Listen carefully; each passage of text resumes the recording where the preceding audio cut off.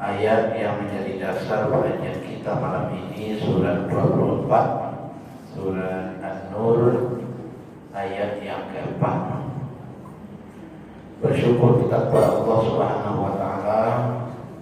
Alhamdulillah sampai malam hari ini kita masih diberikan kesempatan oleh Allah untuk hadir di masjid yang kita cintai ini dalam rangka mengumpulkan pundi-pundi amal kita untuk persiapan kehidupan yang lebih panjang kekal abadi, yaitu kehidupan akhirat. Semoga ibadah yang kita lakukan diterima Allah, dibalasi dengan balasan pahala yang berlipat ganda. Amin ya rabbal alamin. Salawat dan salam Allahumma sholli ala Muhammad wa ala ali Muhammad. Seluruh pengurus yang hadir malam ini, mulai dari ketua, wakil ketua, seksi-seksi dalam kepengurusan Masjid Darul Falah yang saya hormati, terusnya kepada bapak-bapak dan ibu-ibu, para tokoh barangkali yang hadir malam ini yang tidak saya sebutkan satu persatu nama, gelar dan jabatan, rahmatullah. Bagian terakhir dari hadis tentang dosa besar, hadis yang diriwayatkan oleh Imam Al-Bukhari, nomor hadis 6531 itu, dari 7 macam bentuk dosa besar. Malam ini kita sampaikan bagian terakhir dari 7 dosa besar pada hadis ini. Kalau baca lihat dalam beberapa hadis yang lain, Bapak dan Ibu, dosa besar itu sampai 100 lebih macamnya. Tapi ini menurut satu hadis ini 7. Kita ulang sedikit Bapak dan Ibu. Tajtanibus sab'al mubiqat, qala wa ma hunna ya Rasul. Ada jauhilah olehmu ada 7 dosa besar. Apa saja yang 7 itu ya Rasul? Untuk kita ingat-ingat Bapak dan Ibu. Pertama adalah asyirku billah, mensekutukan Allah. Syirik lawan daripada tauhid. Karena bagian kajian kita adalah bagian tauhid, akidah, iman. Yang kedua asyihru, sihir itu bagian dari kesyirikan yang lawan juga daripada tauhid. Kemudian yang ketiga wa qatlun nafsal lati haramallahu illa bil haqq, membunuh jiwa yang diharamkan oleh Allah kecuali dengan benar. Kemudian yang keempat adalah wa aklur riba, pemakan riba. Yang kelima adalah wa aklu malil yatim, pemakan harta anak yatim. Kemudian yang keenam adalah wa tawalli yauman zahfi. Ini pada pertemuan yang lalu, orang yang lari dari medan perang. 2 saja alasan boleh lari dari medan perang. Pertama, mundur ke belakang untuk mengatur siasat, bukan mundur untuk menghindari musuh. Jadi kalau mundurnya itu adalah mengatur siasat, boleh mundur dulu. Yang kedua, mundur dalam bentuk bergabung dengan kelompok yang seperjuangan. Umpamanya ada beberapa kelompok yang berjuang, Bapak dan Ibu, kelompok A, B, dan C. Nah, kelompok A ini mungkin sedikit, kemudian karena sedikitnya dia takut maju, kemudian mundur ke belakang menunggu kawan B atau C. Itu boleh. Tapi selain itu tidak boleh. Sekalipun sampai hanya 1 orang yang tinggal lagi. Jadi kalau kita berjuang umpamanya 100 orang Bapak dan Ibu, 99 mati, tinggal seorang lain. Dan seorang pun tidak boleh lari. Tetap berjuang sampai 5.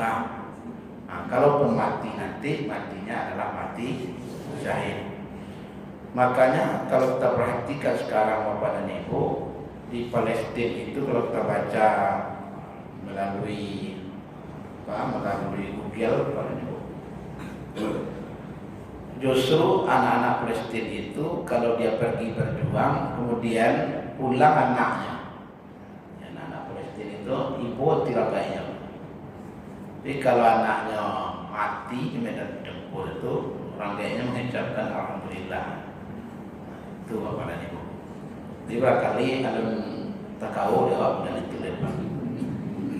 Anak Ridwan Kamil saya mati, para banyak tenaga yang dikerahkan mencari. Pada ibu alur seperti itu kita. Kenapa? Karena bagi seorang pejuang itu tidak ada yang lain yang dia dapatkan kecuali adalah surga. Nah, kalau bercerita masalah surga, pada ibu mungkin bagian yang lain karena ini adalah bagian dari kajian tauhid.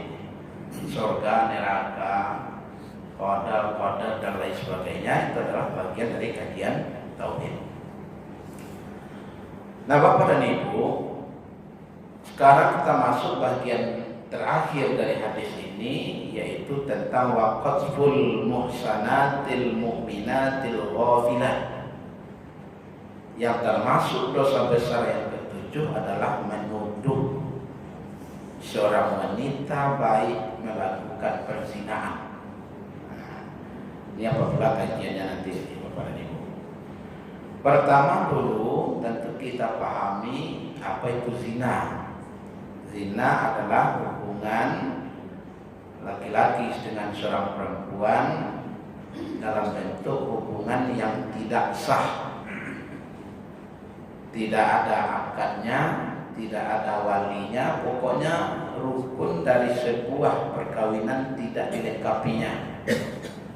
Maka apabila dia melakukan hubungan, maka orang itu dikategorikan dia sebagai pelaku zina. Lantas kenapa sesungguhnya zina itu dilarang di dalam Islam? Pertama, Allah ingin mengangkat harkat dan martabat manusia. Kalau manusia itu berbeda dengan makhluk lain. Ketika ayat yang dibacakan oleh imam kita dalam sholat tadi itu kan surat At-Tin itu. Di ayat di rakaat pertama, laqad khalaqnal insana fi ahsani taqwim. Sesungguhnya kami telah menciptakan manusia dalam sebaik-baik kejadian. Kita tidak bisa disamakan dengan yang lain. Kita memang lebih unggul dari yang lain. Dengan malaikat kita unggul, apalagi kalau dengan binatang. Kalau jadi malaikat lah kita ini semuanya, Bapak dan Ibu, tidak akan ada seperti ini kita. Tidak akan ada masjid, tidak akan ada perkumpulan seperti ini. Barangkali bara jumlah diciptakan Allah pertama sampai akhir sebanyak itu juga. Karena malaikat itu tidak ada yang berumah tangga. Sia istri Jibril kan tidak ada. Nah, Mikail siapa pula? Orang rumahnya kan ada. Nah, maka bara jumlah diciptakan pertama seperti itu. Dan dunia ini akan bersifat pasif saja. Dan kita juga tidak bisa disamakan dengan binatang. Kenapa? Karena binatang itu tidak punya aturan sesuai dengan keinginan hawa nafsu. Nah, karena manusia tidak sama dengan malaikat, tidak sama dengan binatang, maka kepada manusia itu diberikan akal, diberikan nafsu. Nah, kemudian kedua-duanya itu mesti harus dijalankan, dan dalam menjalankannya itu harus ada aturan. Nah, aturan itulah yang disebut dengan syariat Islam. Kalau mau bertambah keturunan boleh, tidak dilarang dalam Islam. Bahkan disuruh malahan. Orang yang sudah sanggup menikah tapi tidak menikah, kata Nabi, falaisa minni, dia bukanlah umatku. Kamu itu. Tapi ketika dia mau menambah keturunan itu ada aturan yang mesti dia lewati dulu. Apa aturannya? Aturannya melalui sebuah jenjang pernikahan. Tidak boleh dilakukan seperti binatang. Binatang tidak kenal dengan nikah. Sia wali ayam enggak ada, Pak. Apa mahar kawin kami yang enggak ada. Sia yang menikahkan tidak. Kenapa? Karena dia memang tidak diberikan akal. Maka kita diberikan akal, kemudian diberikan aturan, dan aturan inilah yang akan kita ikuti. Bila aturan ini tidak kita ikuti terkait dengan persoalan menambah keturunan, maka itu disebut dengan zina. Sebenarnya bahasa fikih ini agak vulgar Bapak dan Ibu, tapi saya perhalus saja bahasanya. Jadi begitu aturan fikihnya, harus nikah dulu, tidak boleh bila tekan nasi dakwah, ada misal. Dan untuk siapa adapkan pernikahan tadi ada aturan. Berbeda kalau kita lihat ayam lah di kasuh ada indunya dari ketek sampai danama, lagata indunya dari babininya. Kan ada seperti itu. Itu ayam. Tapi kita tidak boleh seperti itu. Kita harus ada melewati jenjang nikah. Untuk apa gunanya? Untuk menjaga harkat dan martabat selaku manusia, makhluk yang diciptakan sebagai makhluk yang terbaik. Yang kedua, untuk menjaga keturunan. Pada Ibu pernah saya sampaikan di sini dulu, diakui oleh orang non-Islam bernama Robert Whitham itu. Pernah saya sampaikan di Ramadan dulu di sini, bapak produksi yang ditinggal mati oleh istrinya, oleh suaminya, kemudian baru boleh dia menikah lagi setelah habis masa iddahnya. Kan begitu, Pak. Dan boleh kini cara kemudian langsung saya nikah dengan produksi sorenya lebih besar. Harus ditunggu masuk iddah dulu. Masuk iddah itu gunanya nanti untuk menghapus jejak-jejak atau rekam jejak pada suami pertamanya. Kenapa mesti 3 bulan? Salah satu guru 3 kali suci. Kenapa 3 kali suci? Supaya jejak yang lama habis. Ditelitilah oleh Robert Whitham. Di sebuah perkampungan di Afrika itu perkampungan Muslim, perkampungan non-Muslim. Apa hasil penelitiannya? Rupanya wanita-wanita tersuci di dunia ini, dia bukan orang Islam, Bapak dan Ibu, dia non-Islam. Wanita-wanita tersuci di dunia ini dipegang oleh umat Islam. Kenapa? Karena ketika seorang perempuan itu bercerai daripada suaminya, baru boleh dia menikah lagi sekitar 3 bulan. 3 kali suci. Kenapa 3 kali suci? Supaya habis rekam jejak suami pertamanya. Saya dulu pernah juga bertanya-tanya kepada Ibu, mana lo menunggu 3 bulan, 3 kali suci? Kalau hanya untuk mengetahui hamil atau tidak, inilah lebih canggih ilmu pengetahuan orang. Dibawa saja ke dokter karena tahu itu hamil atau tidak. Atau kalau perempuan yang sudah menopause, tak mungkin lagi. Kalau bercerai dia dengan suami pertama, tak mungkin pula dia akan hamil lagi, Pak. Tapi untuk apa gunanya? Untuk menjaga kesucian. Habis mana dulu saudara? Jika jejak pertama, asego masuklah yang baru itu. Itu makanya kata Robert Whitham, wanita tersuci itu adalah wanita Muslim. Sementara di perkampungan non-Islam itu tidak terjadi. Kalau bercerai hari ini, bisa ada mendatangkan suami kastri. Termasuklah dari 3 anaknya Robert Whitham ini, nandai batu murni anaknya seorang. Nan dua lain apa campur ya, rekam jejak orang lain. Ini apa itu? Apa kata Whitham?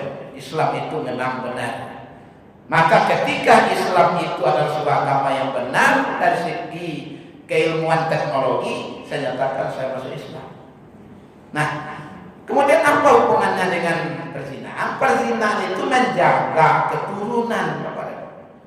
Keturunan, kalau dia melakukan perzinahan, Bapak dan Ibu, katakanlah nanti bukan hanya dengan 1 orang, Bapak dan Ibu, dan itu akan bercampurlah rekam jejak orang lain di sana.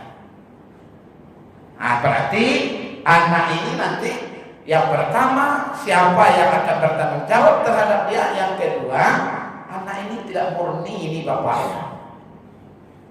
Nah, Bapak dan Ibu, makanya dalam Islam, katakanlah dalam Al-Quran surat yang ke-24 juga Bapak dan Ibu, surat 24 ini, surat An-Nur ini, itu banyak membicarakan persoalan perzinahan. Apa kata Al-Quran surat 24 ayat yang kedua Bapak dan Ibu? Az-zaniyatu waz-zani fajlidu kulla wahidin minhuma mi'ata jaldah. Kok masalah perzinahan dulu Bapak dan Ibu? Pezina perempuan dan pezina laki-laki, maka deralah masing-masingnya itu 100 kali derah. Derah itu kalau bisa diartikan bahasa Arabnya mungkin dipukul, Pak. Maka pukullah masing-masing di antara keduanya itu 100 kali pukulan. Padusi 100 kali, laki-laki 100 kali. Nah, kemudian kita lihat sambungan ayatnya. Wala ta'khuzkum bima rafatun fi dinillahi in kuntum tu'minuna billahi wal yaumil akhir. Kemudian dalam pemberian sanksi itu tidak boleh dengan rasa belas kasihan kepadanya. Jika kamu beriman kepada Allah dan hari akhir. Kenapa? Karena dia menghalangi kamu dalam menegakkan agama Allah. Ini dalam Islam. Tidak boleh dengan rasa kasihan. Kalau tidak dengan rasa kasihan, kira-kira memberikan hukuman itu jo sayang itu jo keterangan di awal saya. Saya yang ditunjuk umpamanya sebagai eksekutornya. Umpamanya seorang yang ditunjuk sebagai eksekutor ini tidak boleh dengan rasa belas kasihan. Ya Pak Ibu. Kemudian waliyas ada azabahuma ta'ifatun minal mu'minin. Dan dalam pemberian sanksi itu hendaklah disaksikan oleh sebahagian orang-orang beriman. Jadi harus banyak orang mencarinya. Itu kalau secara hukum Islam. Nah, Bapak dan Ibu sekalian jamaah, untuk siapa pelaku yang seperti ini, itu kalau yang melakukan perzinahan itu dari kelompok gadis dan bujang. Jadi gadis dan bujang. Kalau gadis dan bujang kemudian dia tertangkap atau kedapatan dia melakukan perzinahan, maka hukumannya dipukul 100 kali. Kemudian dalam hadis lain disebutkan dibuang selama 1 tahun dari negeri itu. Nah, itu namanya perzinahan ghairu muhsan namanya. Yaitu perzinahan yang dilakukan antara gadis dengan bujang. Ada yang kedua, Bapak dan Ibu, kalau perzinahan itu dilakukan oleh orang yang sudah pernah menikah, ya, sudah pernah menikah, yang disebut dalam bahasa fikih dengan muhsan. Pernah menikah, janda atau duda, atau orang yang dalam bersuami beristri tapi mungkin berselingkuh dengan yang lain, maka hukumannya adalah hukuman rajam. Apa itu rajam? Orang ini dipukul, Bapak dan Ibu. Ada sebagian ulama mengatakan dikuburkan dia separuh badannya, kemudian setiap orang yang lewat lempar dengan batu sampai dia mati. Ini sejarah hukum Islam kalau dia seorang muhsan namanya. Dari apa asalnya rajam ini? Ini hadis yang panjang menceritakan. Dalam hadis itu disebutkan begini: ketika Rasul sedang dalam masjid, datanglah seseorang. Rasul berzikir dalam masjid. Kemudian datanglah seseorang, Rasulullah, nyari Rasulullah dari pintu. Ampunlah berzina. Yang Rasulullah nyulang dari Rasulullah pun berzina. Yang Rasulullah saya sudah berzina. Yang Rasulullah tanpa yang kapek, Rasulullah ampunlah berzina. Kasih keluar dari Rasul, engkau sehat akalmu atau gila? Nah, ini kata Rasulullah, saya ini bukan gila, saya sehat ya Rasulullah. Lantas engkau adalah seorang muhsan. Benar ya Rasul. Muhsan itu artinya adalah dia sudah pernah menikah atau mungkin pernah melakukan hubungan suami istri lah. Bapak dan Ibu, engkau muhsan. Benar ya Rasulullah. Lantas kata Rasul, rajam ini manusia ini kepada orang yang hadir di dalam masjid ini. Rajam orang ini. Nah, ini apa dan Ibu. Kemudian dibawalah dia ke sebuah TPU, tempat pemakaman umum. Dibawanya ke Sinan. Apa kata Ibnu Jarir? Saya ikut kata Ibnu Jarir. Kemudian sampai di Sinan, dipukullah si pembina tadi. Sekali memukul baru kena sakit dia, larinya bang. Ketika lari dikajalah masa sampai. Dapatlah dia itu pada sebuah batu, mungkin tertelungkuinya Sinan Bapak Ibu. Dapat dia sana, dipukullah orang ini sampai dia meninggal. Ini dasar hukum untuk pelaku zina yang muhsan, namanya dirajam. Nah, Bapak dan Ibu sekalian jamaah yang dirahmati Allah, ini untuk berzina. Lantas bagaimana dengan hukum kita? Nah, ini Bapak dan Ibu dengan hukum kita. Pendek saja Bapak dan Ibu, hukum kita biasanya kalau terjadi seperti ini Bapak dan Ibu, daripada malu rancang nikah saja. Itu namanya itu paling banyak terjadi nikahan saja. Nah, lantas Bapak Ibu, ketika dia dinikahkan dengan lawan selingkuhannya atau dengan pezinanya, Bapak dan Ibu, berarti hukum tadi tidak jalan karena ya wajib. Yang kedua, kalau seandainya perempuan ini hamil, Bapak dan Ibu, hamil perempuan ini, dia berzina, kemudian hamil perempuan ini, andaikan nanti anaknya adalah perempuan. Nah, ini Bapak dan Ibu, andaikan anaknya perempuan, aku balik ke kerajaan dulu, Pak. Kerajaan yang baliknya, nanti apabila dia besar dan ingin berumah tangga, maka tidak sah menjadi walinya apanya tadi kok, Pak. Walaupun dia lagi nikah. Si A dengan si B namanya, Pak. Aku Ani B Budi namanya. Ini maaf kalau ada sama namanya itu Pak. Ani perempuan. Ambil si Ani ini, Pak. Nah, Bapak dan Ibu, kemudian melahirkan dia. Anaknya penusi. Ketika nyolah kata anak penusinya tadi, si C namanya, Pak. Nah, ketiga anaknya sih. Ayolah si C namanya, Cici namanya. Nah, Bapak dan Ibu, si Cici ini ketika dia akan menikah nanti tidak boleh si Budi ini yang menjadi wali. Atau kira-kira balik punya tuh, Pak. Namanya apa? Balik memang mentalnya. Si Budi itu antara mulai ikut apa namanya, Pak? Dia menikah tidak. Kalau yang pas dua pada Ibu menikah tuh, anaknya tadi itu melakukan perzinahan sepanjang hayatnya. Apa Ibu? Kalau indahnya menikahan, ketahuan dia orang, malu ya. Apa ini menikahan? Menganyam. Tentu ada itu ya, Pak. Nah, ini berat. Itu dikarenakan awana, tentu untuk menyelamatkan si C tadi itu. Nah, mereka si C itu orang apa C lain? Kalau dia tidak sah, tentu ke belakangnya tidak sah. Mungkin tidak hanya tujuh keturunan, Pak. Sekian keturunan bisa terjadi. Nah, apa ini? Kalau umpamanya lahir anak tadi adalah anak laki-laki, kalau lahir anak laki-laki, maka anak laki-laki ini juga tidak bisa menjadi wali ketika bapaknya ini tidak ada nanti. Rupanya si Budi ko akan besi bayang mo.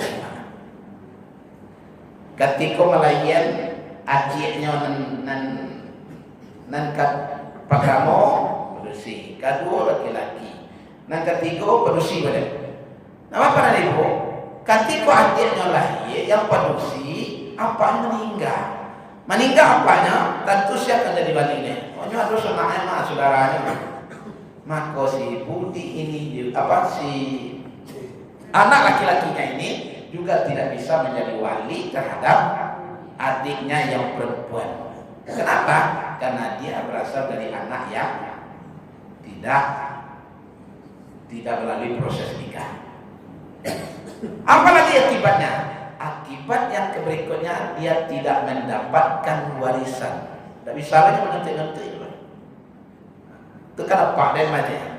Iya apa, tapi apa alun sampai proses pernikahan.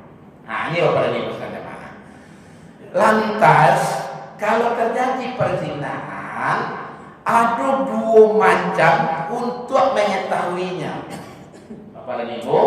Pertama memang melalui pengakuan dari yang bersangkutan.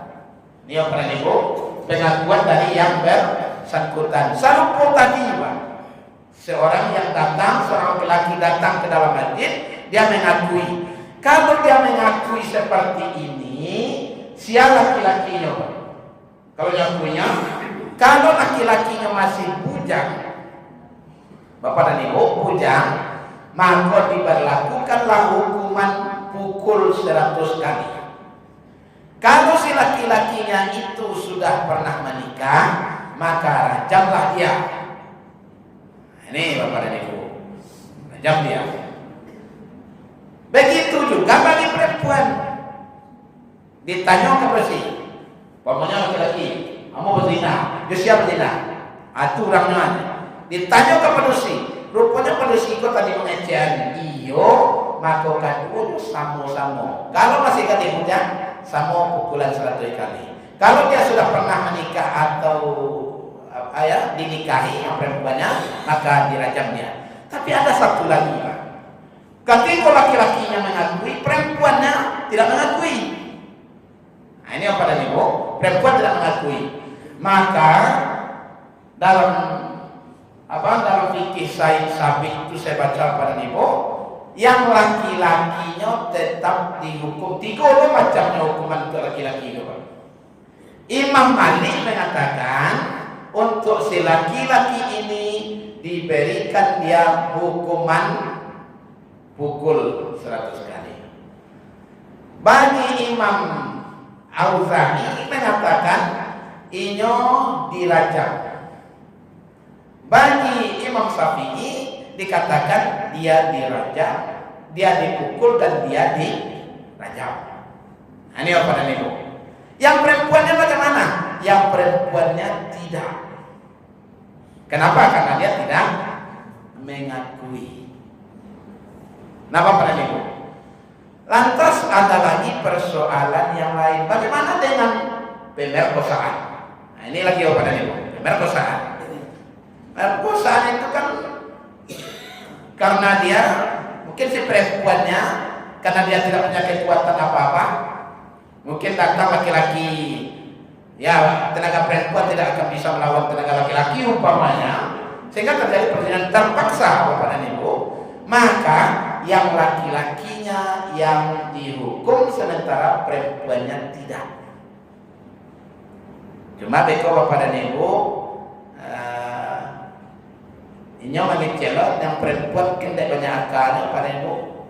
Nyokecian saja supaya jangan umpamanya berlakukan hukuman pukul 100 kali. Nyokecian sewa diperkosa, padahal tidak diperkosa. Suku sama suku umpamanya. Itu lantas apa caranya? Caranya ada yang menyaksikan kalau dia pernah minta tolong, memakiannya umpamanya. Iyo terang ada punya memakian. Iyo kadang-kadang minta tolong. Jadi kalau ini tidak ada saksi seperti itu, jangan beko yang perempuannya bermain sandiwara saja. Nah ini Pak. Itu pertama pengakuan dari yang bersangkutan. Kemudian yang kedua, Bapak dan Ibu harus melalui saksi atau melalui tuduhan. Nah ini Bapak dan Ibu disebutkan oleh ayat yang keempat, walladzina yarmunal muhsanat tsumma lam ya'tu bi arba'ati syahadatin fajliduhum thamanina jaldah. Dan orang-orang yang menuduh wanita baik-baik melakukan perzinahan, summa lam ya'tu bi arba'ati syahadati fajlidu thamanina jaldah. Kemudian tidak mendatangkan 4 orang saksi. Nah, ini apa ini? Tidak mendatangkan 4 orang saksi, maka fajlidu thamanina jaldah. Maka orang akan dua kota hukuman. Hukumannya dipukul 80 kali pukulan. Nah, Bapak dan Ibu, tentu siapa yang harus menjadi saksi dan apa syarat baru diterima kesaksian mereka? Pertama, Bapak dan Ibu, yang saksi penuduh wanita berzina ini adalah laki-laki. Dalam Syekh Sabit katakan 3 laki-laki sampai produksi seorang, tidak bisa. Harus sampai laki-laki. Biar ba'ati syahadat, harus ada 4 orang saksi dari laki-laki. Yang kedua, syaratnya itu adalah laki-lakinya itu adalah orang yang berakal sehat. Kalau stenggil dari sarban, stenggil setengah kilo, kalau setengah kilo dari sarban, harus memang sehat akalnya. Yang ketiga, laki-laki tadi itu sudah balik. Balik, masih ingat kita kriterianya Pak dan Ibu? Kalau laki-laki usia baliknya itu sampai dia bermimpi basah atau usianya 15 tahun. Ini masalah mimpi ini juga menjadi persoalan Bapak dan Ibu. Dengan perkembangan teknologi hari ini, kata ahli kesehatan, anak-anak ini memang capeknya. Kalau produksi capek datang haid, kalau laki-laki cepat datang mimpi basah. Itu pengaruh makanan. Pengaruh makanan. Tapi kita ambil sajalah 5 balik usianya baru bisa menjadi saksi. Berikutnya, laki-laki yang harus menjadi saksi itu adalah laki-laki yang adil dan jujur. Ya dulu bagaimana karena tidak senang dong. Gue cerita lah yang orang nyoba. Tapi kampe-kampe tak jujur besar. Atau kampe-kampenya tidak adil. Besar. Jadi jujur dan adil. Kemudian yang kelimanya pada Ibu, memang yo nampak di orang kok. Nampak ampe kok mau menampak. Ampe orang kok menampak. Atau tidak nampak tapi dikhawatirkan. Kalau nanti dikhawatirkan ditanya kayaknya amat dinanya. Kalau ini mengejian iyo berartilah mendukung yang pelaku itu sendiri. Yang keenam Bapak dan Ibu, bukan kejadian yang lama tapi kejadian yang baru. Setahun yang lalu harus cepat. Hari ini terjadi, hari ini dipersaksikan. Bapak dan Ibu, ini secara hukum Islam. Makanya rupanya kalau menuduh orang berbuat zina, rupanya tak murah, tak murah. Kenapa? Karena pertama itu mencoreng nama orang yang bersangkutan. Barang rekaman dulunya orang. Makanya syaratnya itu sangat detail tadi ya Pak. Yang kedua mencoreng nama keluarganya. Yang ketiga Bapak dan Ibu, mencoreng itu melanggar aturan agama. Berarti nangka yang akan terjadi aspek psikologisnya itu terlalu berat kalau itu dilakukan. Makanya bajalek dalam persoalan tuduh menuduh. Ayat ini Bapak dan Ibu itu turun ketika orang menuduh Aisyah itu berselingkuh. Turun ayat ini walaupun latar belakangnya dari Aisyah pada hakikatnya adalah untuk umum berlakunya. Di penuduhan itu tidak sembarang yang dinamakan dengan waqaful muhsanatil mu'minatil ghafilat, menuduh orang melakukan perzinahan. Ibu-ibu dan bapak, ini itu kalau ada pertanyaan kita Bapak Ibu silakan. Silakan Pak. Terima kasih Ustaz. Ya. Tadi itu kalau zina harus 4 orang saksi, Ya. jujur dan apa tadi? Ya, jujur adil. Ya, adil. Sekarang saya punya ini, katakanlah dia satu orang ini jujur dan adil. Ya. Tapi dia punya ini teknologi sekarang kan ada video itu. Ya. Pasah apa indah itu video yang Jawabannya Pak, ini dengan perkembangan teknologi ya, kalau seorang nampak, tapi ini kemudian ada rekamannya. Nah kalau seperti ini Bapak dan Ibu, ini kasus namanya, kasus. Kalau kasus persoalan, tentu kajiannya nanti akan berlanjut. Berlanjutnya, apakah video itu memang orang yang bersangkutan atau ini kan pandai ramai edit Bapak dan Ibu, misalnya ini terjadi. Kalau memanglah diakui sebenarnya Bapak dan Ibu dengan bukti yang ada tadi, itu mungkin salah satu dari bahagian untuk menjadi saksi. Tapi saya tidak menemukan video ini. Mungkin dia dulu tidak ada video, tak karena ada orang dulu Pak. Makin ini dia ada teknologi canggih, no? Ya. Tapi dalam saya sambil itu saya baca Bapak Ibu, ini mutlak benar ini sampai saksi tadi. Jadi tidak disebutkan lah video tu, gak ragunya mau jawabnya. Sebab kau video kau beko banyak lo terlibat orang sini. Beko adalah ahli telematika namanya, yang akan memeriksa keasliannya. Oleh kini kepada Ibu dengan canggihan itu kadang-kadang yang tidak yang melakukan ya. Kadang-kadang kepalanya berubah badan katakanlah si A punya badan, tapi kalau si B kadang-kadang bisa seperti itu. Tentu melibatkan banyak ahli lah mungkin Pak. Ya. Mungkin aku carilah jawab dulu negak pas ya Pak. Aku salah jawab lo semua. Ya, silakan Bu.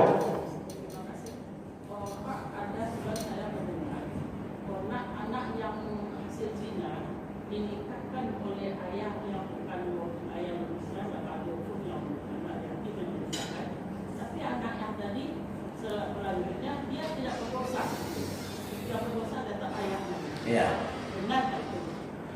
Kalau anak itu ya tidak masalah dengan Bu. Anak tidak ada masalah. Yang apanya kuat. Tapi karena tidak sah tadi berakibat karena tidak sah pernikahan, berzina jadinya Bu. Anak itu berzina jadinya. Dia nikahnya tidak sah Pak. Sedangkan cuca dewa menikah Pak. Hai pula bisa nikahkan engkau dengan anak kandungku dengan Siano bin Siano dengan mahar itu dibayar tunai. Saya terima menikahi anak kandung bapak Siano bin Siano dibayar tunai. Sah. Kalau anda sah, kalau undang-undang ini. Kini Bapak dan Ibu, ini kerajaan tidak sah. Tentu berakibat ke anaknya. Berakibat ke anaknya tadi. Makanya nansi bapak tadi itu kok iyo terjadi dan model itu pas hari nikah itu hilang sudah berubah. Itu solusinya. Jadi password awak anak kok menjadi walinya.